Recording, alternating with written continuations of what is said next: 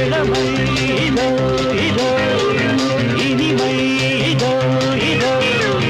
college teenage பெண்கள் எல்லோருக்கும் என் மீது கண்கள் இளமை இதோ